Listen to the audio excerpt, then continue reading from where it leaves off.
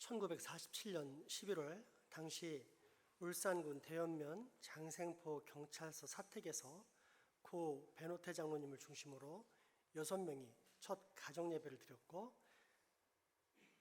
이후 약 1년 뒤 10월 2일 개척 창립예배를 드림으로써 우리 장생포 교회가 탄생하였습니다. 그 뒤로 6.25를 비롯해 다사다난한 세월을 보내게 되었는데, 그 세월이 올해로 벌써 75주년이 되었습니다. 사람으로 따지자면 환갑을 훌쩍 넘어 팔순을 바라보는 원숙한 지혜의 사람이 된 것입니다. 따라서 창립 75주년을 맞이하는 우리 교회는 이제 원숙한 교회, 원숙한 신앙이 무엇인지를 곰곰이 생각하고 이후 반드시 그 깨달음을 실천하며 살아야 할 것입니다. 첫째, 신앙의 본질을 기억해야 합니다. 옛날에는 교회를 성전이라 했습니다. 거룩한 장소라는 뜻입니다. 이러한 성전의 배경은 약 3,500년 전으로 거슬러 올라갑니다. 애굽을 탈출한 이스라엘이 3개월 후 시내산에 도착했을 때 하나님께서는 당신이 세상의 잡신과는 다른 유일한 신이심을 선포하십니다. 이 당시 사람들은 피조물을 신으로 섬겼습니다. 태양도 신이요, 밤의 달도 신이요, 독수리도 신이요, 개도 신이요, 소도 신이었습니다. 이러한 때 하나님께서는 그런 것들은 한낱 피조물에 불과할 뿐이다 라고 선포하시면서 십계명과 성막을 주십니다. 따라서 십계명과 성막을 보면 하나님이 어떤 분인지를 알 수 있습니다.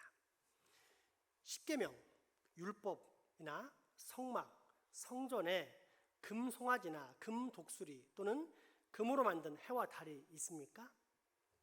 이방인들이 추구하는 방식이나 형상이 있습니까? 전혀 없습니다. 오직 지성소와 성소, 제단과 증거궤만 있습니다. 하나님은 어떤 형상으로도 표현할 수 없지만 분명히 존재하시면서 말씀하시는 분, 인간의 생사화복을 주관하시는 분이라는 뜻입니다. 출애굽기 20장 22절에서 24절까지 말씀을 보겠습니다. 여호와께서 모세에게 이르시되 너는 이스라엘 자손에게 이같이 이르라. 내가 하늘로부터 너희에게 말하는 것을 너희 스스로 보았으니 너희는 나를 비겨서 은으로나 금으로나 너희를 위하여 신상을 만들지 말고 내게 토단을 쌓고 그 위에 내 양과 소로 내 번제와 화목제를 드리라. 내가 내 이름을 기념하게 하는 모든 곳에서 내게 임하여 복을 주리라. 아멘. 그러므로 원숙한 교회 또는 원숙한 신앙이란 보이지 않지만 분명히 존재하시는 하나님을 믿는 것입니다. 왜냐하면 우리는 모두 다 하나님의 음성을 들었기 때문입니다. 방금 읽으신 구절 중 22절을 보면 너희들은 내가 하늘로부터 너희에게 말하는 것을 분명히 보았다고 했는데, 이는 이스라엘 백성들이 출애굽 당시 수많은 기적뿐 아니라 모세와 대화하시는 하나님의 음성을 분명히 들은 데서 기인합니다. 보이진 않지만 분명히 그분의 음성과 능력을 보았기 때문에 하나님의 존재를 믿은 것입니다. 문제는 우리입니다. 우리는 그런 음성이나 기적을 우리의 귀와 눈으로 듣고 본 적이 없습니다. 우리는 이스라엘 백성이 아닐 뿐더러 3,500년 전에는 존재하지도 않았기 때문입니다.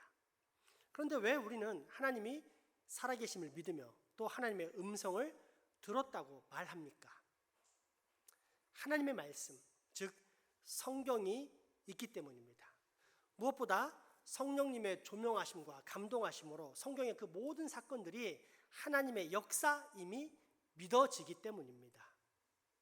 따라서 원숙한 교회, 원숙한 신앙이란 성경을 읽는 신앙입니다. 교회 내 많은 사람들이 성경은 하나님의 말씀이라고 고백합니다. 그런데 정작 성경을 읽는 사람은 없습니다. 보통의 교회들 살펴보면 1년에 일독하는 비율이 채 20%가 안 됩니다. 무엇을 말합니까? 두 가지입니다. 하나는 성경이 하나님의 말씀이라고 입술로는 말하지만 실제 마음으로는 믿지 않는 것입니다. 또 다른 하나는 믿기는 하지만 성경을 읽는 것보다 내가 원하는 것을 즐기는 것이 더 좋기 때문에 성경을 읽을 시간까지는 없다는 뜻입니다. 유아적인 신앙입니다. 과자 좋아하고 아이스크림 좋아하고 탕후루 좋아하는 신앙. 그래서 당장은 행복하지만 모든 이들을 치아를 썩게 해서 장차 이로 씹는 기쁨을 더 이상 느끼지 못하게 만드는 불행한 신앙입니다. 살아있으나 죽은 신앙입니다. 그러나 원숙한 교회는 꾸준히 그리고 날마다 성경을 읽는 교회입니다. 당장의 눈앞의 즐거움보다 장차 다가올 영적 기쁨을 누리기 위해 말초적이고 감각적인 행복을 참고 내적이고 영원한 생명에 투자하는 신앙입니다. 교회의 본질, 곧 말씀하시는 하나님께 귀 기울이는 신앙, 성경 말씀에 내 모든 소망을 두는 신앙, 그것이 바로 75살 먹은 교회의 원숙한 신앙입니다. 둘째, 교회당이라는 건물에 집착하지 않고 교회라는 이름의 본질에 초점을 맞추는 신앙입니다. 12년 전 경기도 구리에 있는 약 한 7,000명 정도 모이는 두레교회 부목사로 사역할 때 겪었던 일입니다. 어느 날 구역 지도자 수련회로 남쪽 지방에 내려갔다가 올라오던 중 식사를 하기 위해 대전광역시 유성구에 들렀을 때 일입니다. 교회 버스에서 내리시던 연로하신 권사님들의 하차를 한창 도와주고 있었는데 길가를 지나던 여성 몇 분이 흥분된 목소리로 물어보는 것입니다. 혹시 이 차가 김준호 목사님이 개척하신 그 두레교회 버스인가요? 네, 맞습니다. 아, 너무 반갑습니다. 저희들이 김준호 목사님을 너무너무 좋아하는데 이런 데서 그 목사님 차를 보다니 얼마나 반가운지 모르겠어요. 그러면서 좋아서 펄쩍펄쩍 소녀처럼 뛰는 것이었습니다. 이때 두레교회 권사님들의 반응이 어떠했겠습니까? 그 허리 굽은 권사님들의 허리가 저절로 펴지는가 싶더니 어깨가 쓱 올라가면서 약간은 거만한 여인의 모습으로 변했는데 그 표정이 마치 내가 바로 그 교회 권사야 이런 느낌이었습니다. 그래도 이런 모습은 차라리 귀엽다고 말할 수 있습니다. 문제는 1만 명, 2만 명, 3만 명 이상 되는 교회 권사들의 자만심입니다. 경기도에 있는 모 교회 수양관에서 여성 지도자 수련회가 열렸을 때입니다. 소그룹 나눔 시간이 되어 토론을 하다가 서로 의견이 안 맞았는지 권사님들 사이에 약간의 언쟁이 일어났습니다. 그때 언쟁의 당사자인 한 권사님, 이름만 대면 알만한 대형교회 권사님이 상대편을 향해 이렇게 말했습니다. 조그만 교회 권사가 뭘 한다고 나불대?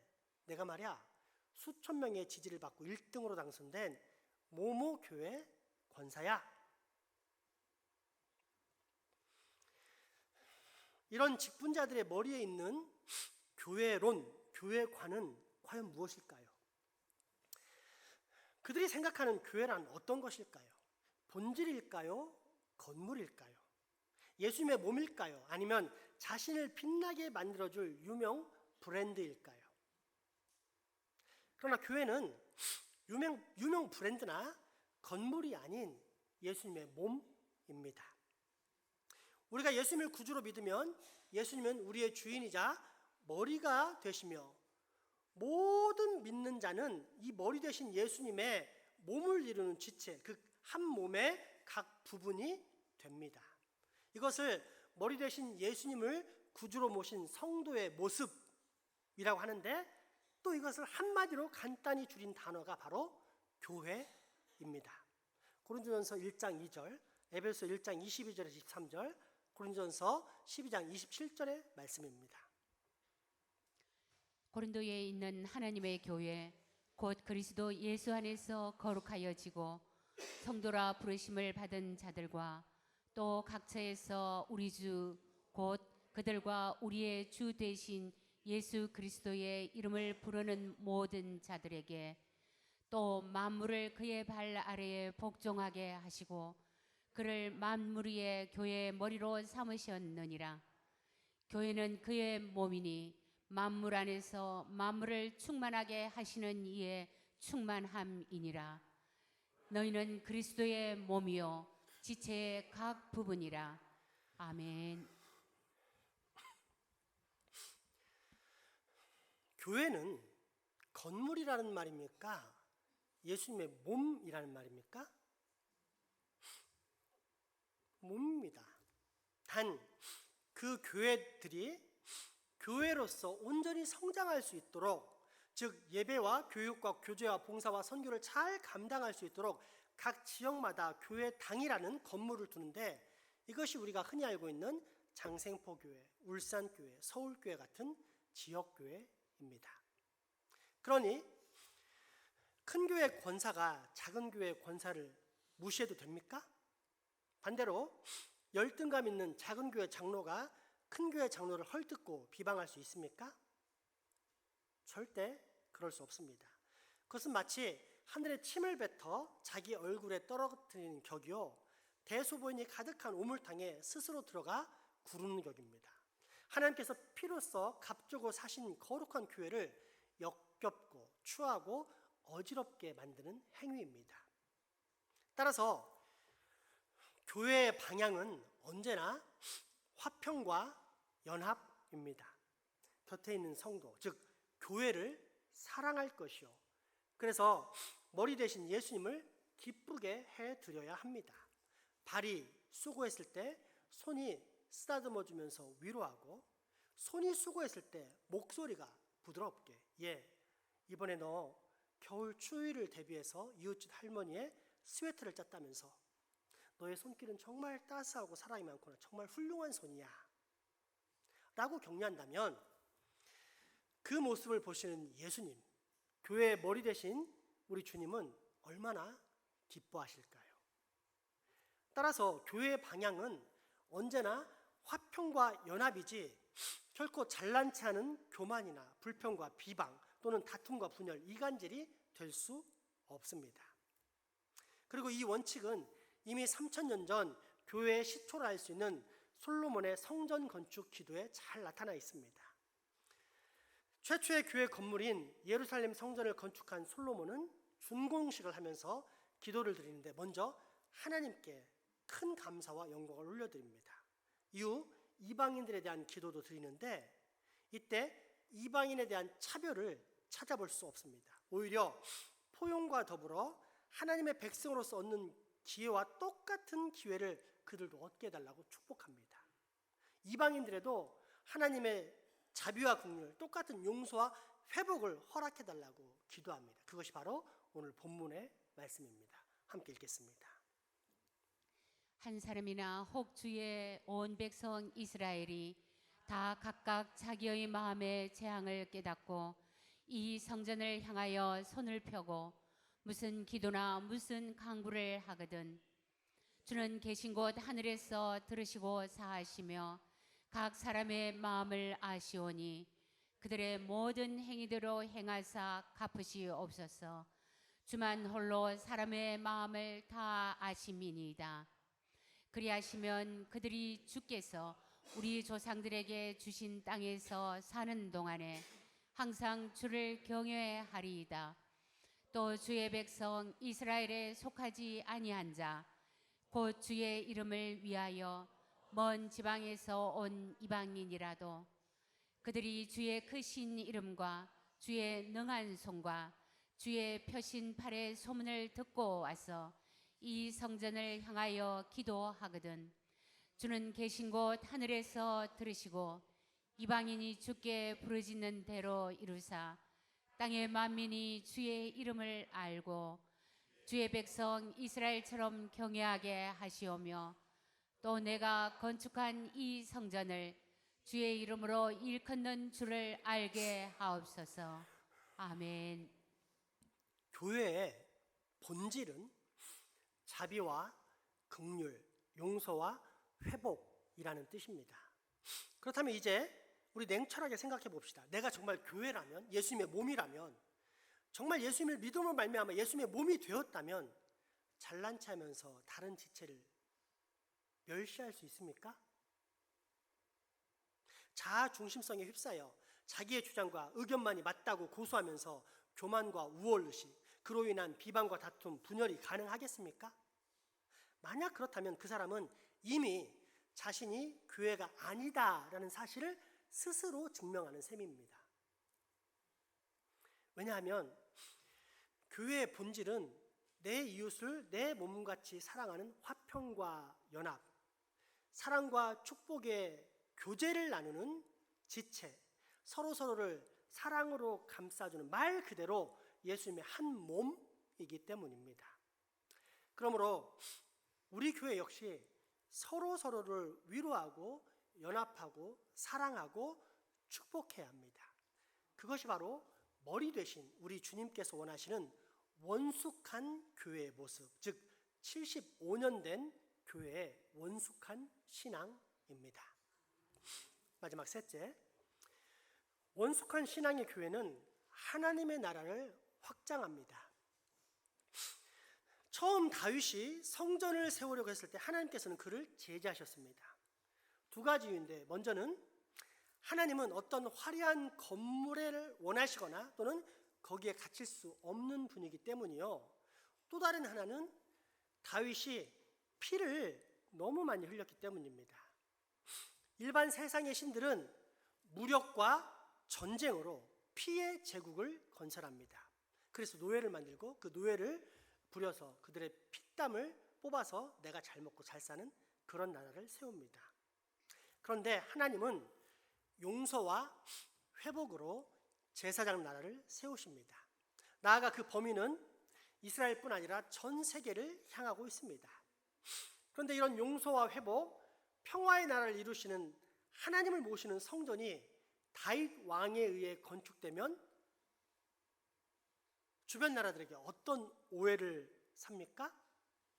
다른 나라의 잡신들이 세운 나라들과 별 차이가 없는 나라, 똑같은 무력과 전쟁, 힘과 피를 흘림으로 세운 힘센 신의 제국이라는 평가를 받을 수밖에 없습니다. 때문에 하나님은 다윗을 제지하십니다. 하지만 너무도 기쁘고 행복했습니다. 자신을 그렇게 사랑하고 위하는 자녀가 있다는 사실, 그 사실 하나로 얼마나 기쁘고 행복해 하셨는지 모릅니다. 그래서 그 아들 때인 솔로몬에게 성전 건축이라는 다윗의 소망을 허락하시면서 동시에 다윗에게는 결코 변치 않는 영원한 왕권이라는 소금 언약의 강복을 약속하십니다. 사무엘하 7장 13절, 16절, 17절 말씀입니다. 그는 내 이름을 위하여 집을 건축할 것이요 나는 그의 나라 왕위를 영원히 경고하게 하리라. 내 집과 내 나라가 내 앞에서 영원히 보존되고 내 왕위가 영원히 견고하리라 하셨다 하라. 나단이 이 모든 말씀과 이 모든 계시대로 다윗에게 말하니라. 아멘. 그리고 1000년 후 다윗의 후손으로 만왕의 왕 예수 그리스도가 오심으로써 이 말씀은 그대로 성취됩니다. 그리고 이때부터 놀라운 일이 발생하는데, 이제는 사람들이 더 이상 예루살렘 성전에 찾아가 하나님의 임재를 경험하지 않습니다. 오히려 하나님의 임재가 사람들에게 찾아오는 기적이 일어납니다. 즉, 우리가 예수님을 믿으면 예수님과 연합하여 예수 안에 거하게 되는데, 그 예수님은 또 하나님 아버지 안에 거하시기 때문에 결국 우리 각자 한 사람 한 사람 모두 다 하나님의 임재 가운데 거하는 놀라운 기적을 체험하게 된 것입니다. 성령 충만의 역사, 즉 하나님의 영, 예수 그리스도의 영으로 충만케 되는 역사가 우리 안에서 일어나게 된 것입니다. 요한복음 15장 9절에서 11절까지 말씀을 보겠습니다. 아버지께서도 나를 사랑한 것 같이 나도 너희를 사랑하였으니 나의 사랑 안에 거하라. 내가 아버지의 계명을 지켜 그의 사랑 안에 거하는 것 같이 너희도 내 계명을 지키면 내 사랑 안에 거하리라. 내가 이것을 너희에게 이름은 내 기쁨이 너희 안에 있어 너희 기쁨을 충만하게 하려 함이라. 아멘. 이후 사도 바울은 이 놀라운 사실에 감탄하면서 교회, 즉 예수님을 믿고 예수님의 몸이 된 성도들을 급기야 성전이라고 선포합니다. 하나님의 거룩하신 임재를 그의 몸 안에 지니고 있는 구별된 존재, 새로운 피조물이라고 칭합니다. 고린도전서 3장 16절에서 17절 말씀입니다. 너희는 너희가 하나님의 성전인 것과 하나님의 성령이 너희 안에 계시는 것을 알지 못하느냐? 누구든지 하나님의 성전을 더럽히면 하나님이 그 사람을 멸하시리라. 하나님의 성전은 거룩하니 너희도 그러하니라. 아멘. 그래서 우리 교회는 지난 6년간 성전 건축에 힘써 왔습니다. 건물을 짓는 것이 아니라 하나님의 영이 임재해서 나를 온전히 성령으로 다스릴 수 있게 해달라고 교회에 다닌 사람들을, 즉 교인을 성전으로 만드는 일을 6년 동안 해왔고 상당한 성과를 거두었습니다. 여러분, 이제 우리는 단순한 교인이 아니라 성전, 즉 하나님의 영이 임재한 거룩한 전이 된 것입니다. 그런데 이처럼 성령님이 우리 안에 거하면 어떤 일이 일어납니까? 성령의 9가지 열매를 포함해 다양한 은사와 기적 등 하나님께로부터 오는 모든 좋은 것들을 다 맛볼 수 있습니다. 그런데 누군가가 이런 모든 것들을 딱 한 단어로 표현해달라고 요청한다면 이때 여러분들은 어떤 단어를 사용하시겠습니까? 사랑, 희락, 화평. 어떤 단어를 사용한다면 성령 충만의 핵심을 짚어줄 수 있을까요? 어떤 단어일까요?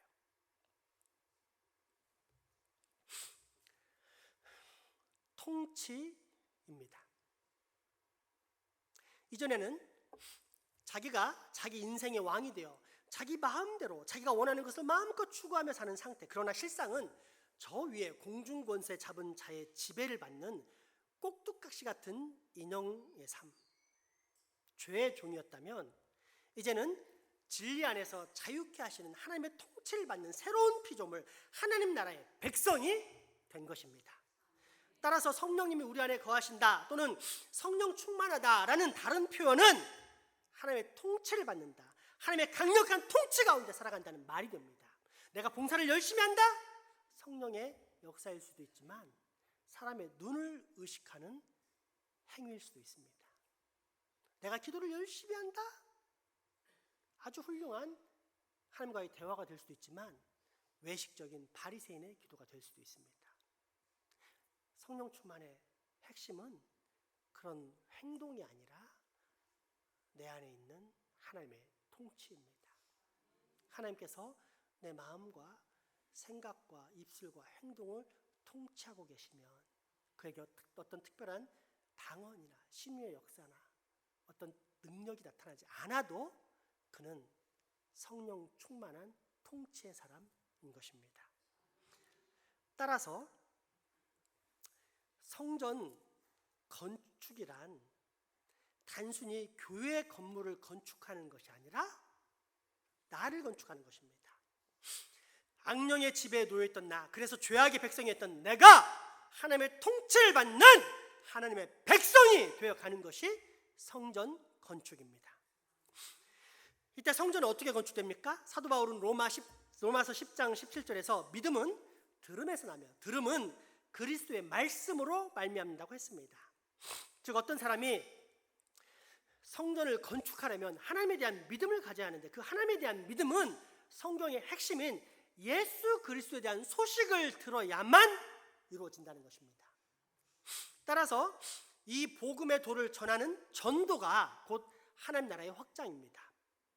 왜냐하면 미련해 보이는 전도를 통해 어떤 사람은 분명히 예수 그리스도를 구주로 믿을 것이고 그러면 장차 그는 새로운 피조물이 되어 하나님의 통치를 받는 하나님의 백성이 될 것이기 때문입니다. 그러면 단순히 그 사람만 하나님의 나라, 하나님의 백성이 될까요?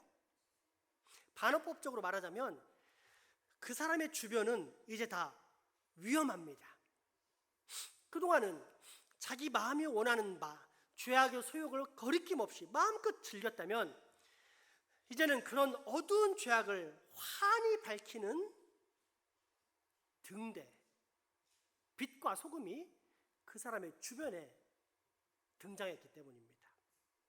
그래서 언젠가 그 사람 역시도 전도를 통해 예수 믿고 변화될 가능성이 생긴 것입니다.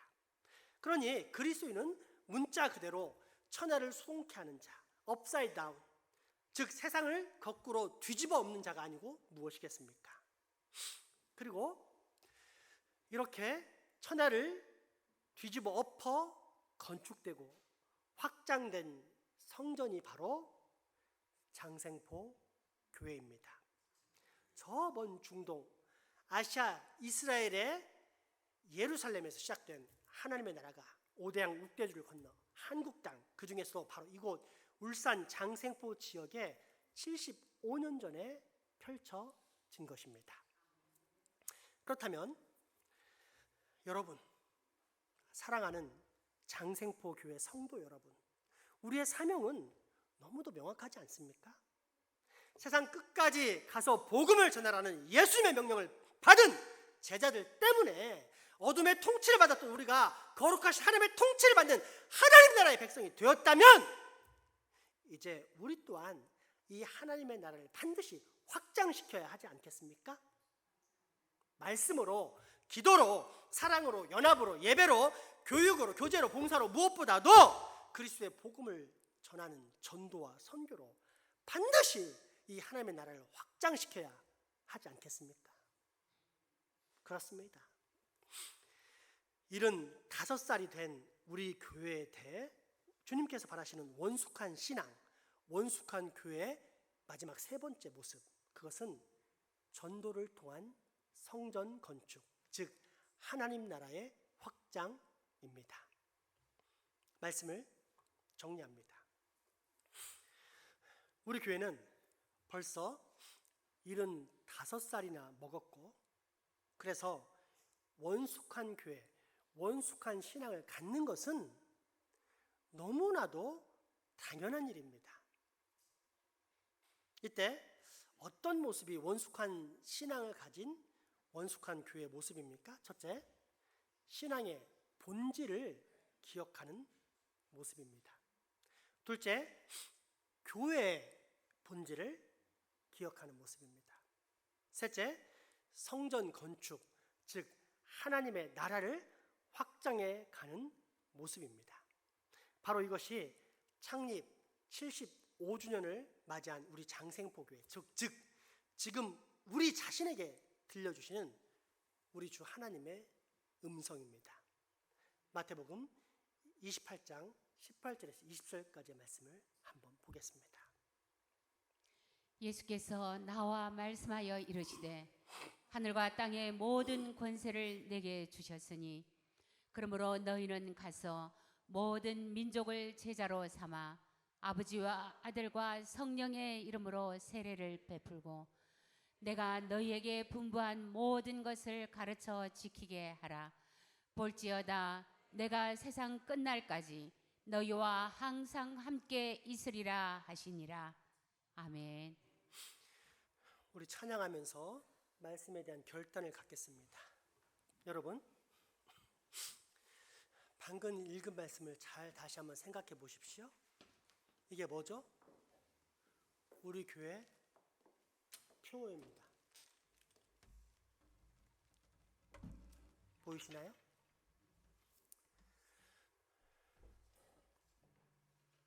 교회 다니면서 자기가 하나님의 백성이라고 착각하는 그런 사람이 없도록, 교인이 없도록 지난 6년간 우리 교회는 진짜 모든 사람들이 다 하나님의 백성이 되도록 성전 건축을 해왔습니다.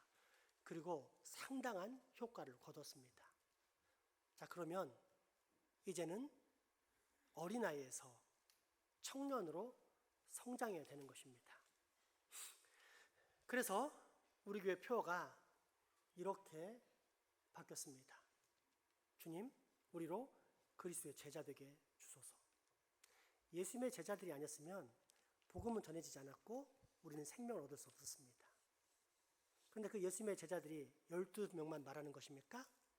아닙니다. 그 12사도를 포함해 예수 그리스도를 믿는 모든 사람을 예수님의 제자라고 합니다.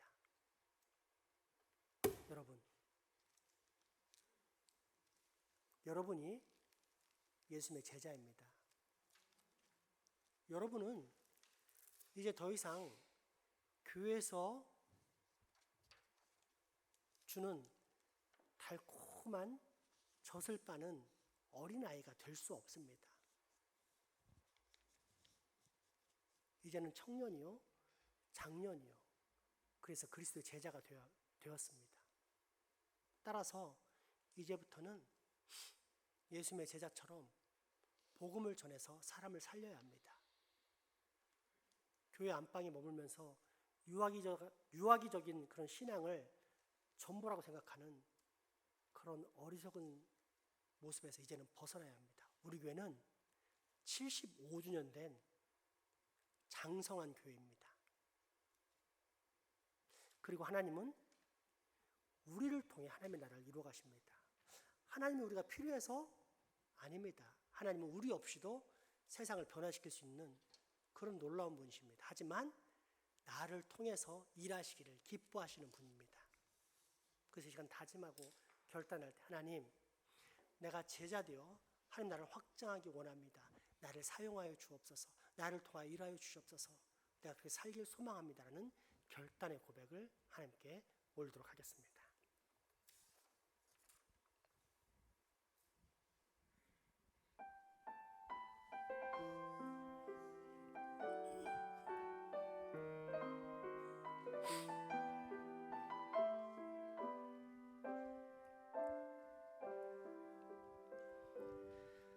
지금 서 있는 이곳에서 높이를 받으소서.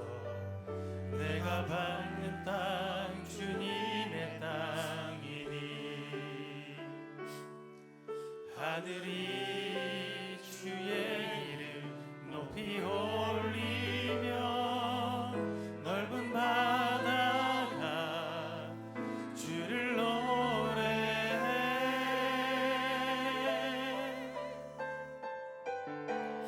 모든 만물 주를 경배 모든 입술 주를 찬양해 천지를 만드신 만물의 통치자 높임을 받으소서. 내 평생에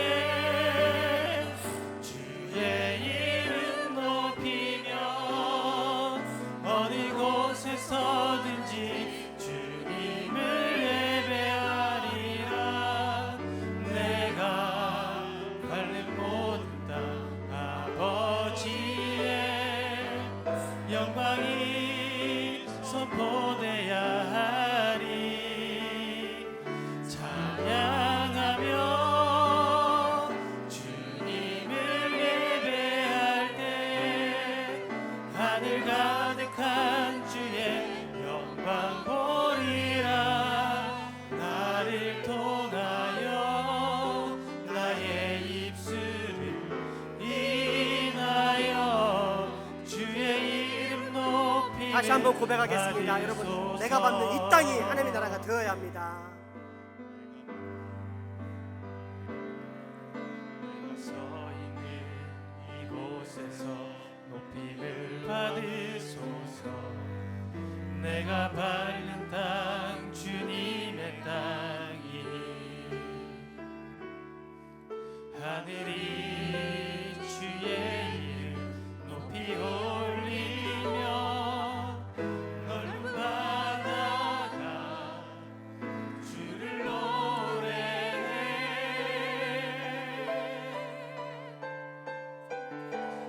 모든 만물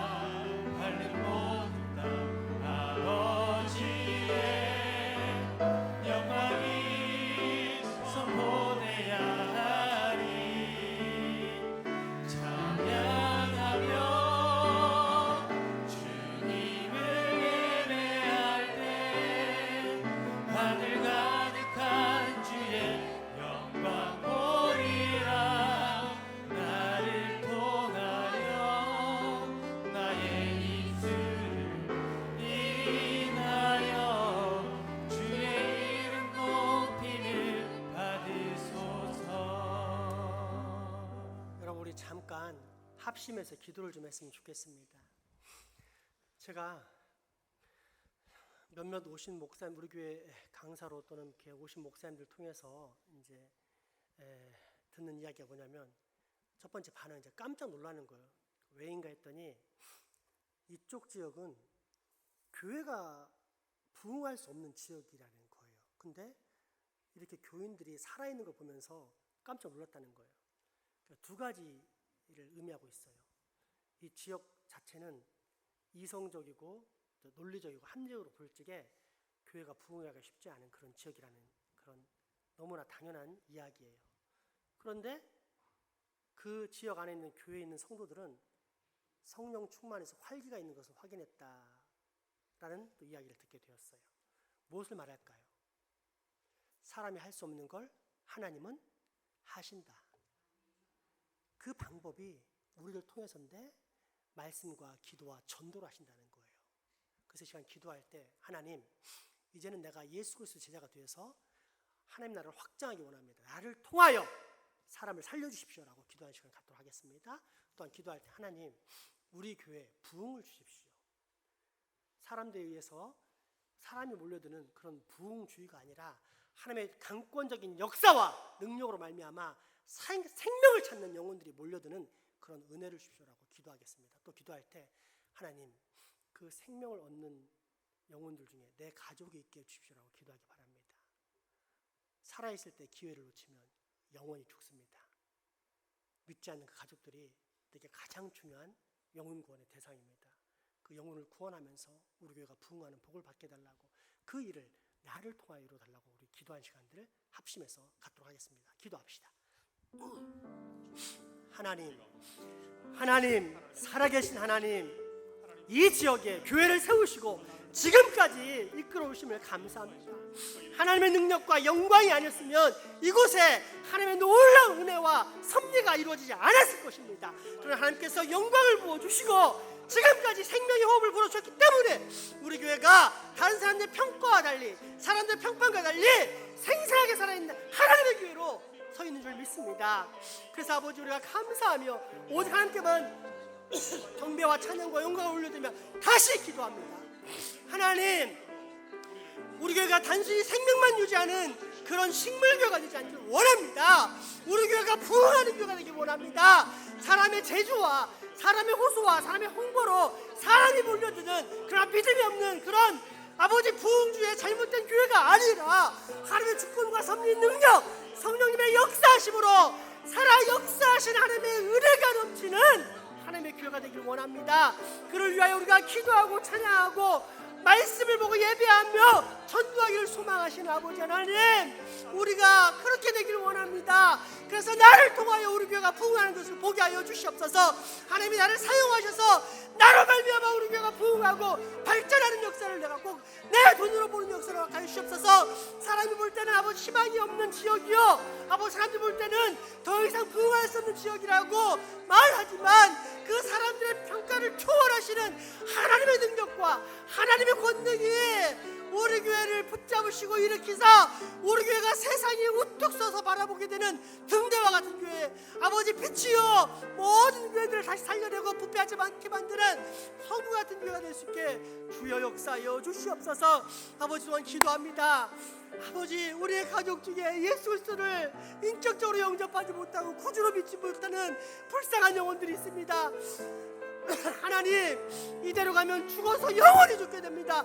이 영원한 사망을 당하지 않도록 주여 불쌍히 여겨주셨고 예수를 믿게 하시옵소서. 많은 사람들이 예수 없이도 착하게 살았기 때문에, 내가 선한 일을 많이 했고 내가 구제를 많이 했기 때문에 구원받을 것이다라고 착각하는 교만이 있고, 또한 나는 평생 죄를 지어서 구원받지 못할 것이라는 아버지 열등감에 휩싸여서 자기 자신이 스스로 낙심하는 사람이 얼마나 많은지 모릅니다. 아버지, 어리석은 영혼들에게 영혼의 눈을 뜨게 하여 주시옵소서. 우리의 구원은 사람의 힘과 노력에 달리는 것이 아니요 살아 역사하신 하나님의 선물에 달려있다는 사실을 믿고 그 하나님의 약속을 믿는 믿음을 꼭 갖게 하여 주시옵소서. 그 믿음을 통하여서 내가 먼저 확실한 믿음을 가진 후에 내 가족들을 구원할 수 있는 복을 허락하여 주시옵소서. 그래서 예수 없이는 살 수 없다, 예수만이 우리의 생명이요 길과 진리의 생명을 사시는 것 믿고 복음을 전하는 주의 자녀들이 되게 하여 주시옵소서.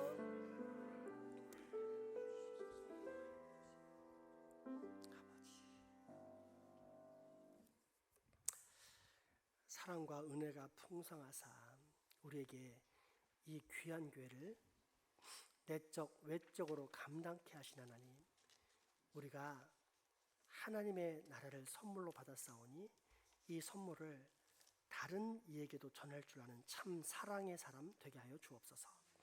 75년이란 세월을 보낸 장성한 교회가 되었으니 그 나이에 맞게 이제부터 우리 장생포교회가 원숙한 신앙, 원숙한 교회 되게 하여 주옵소서.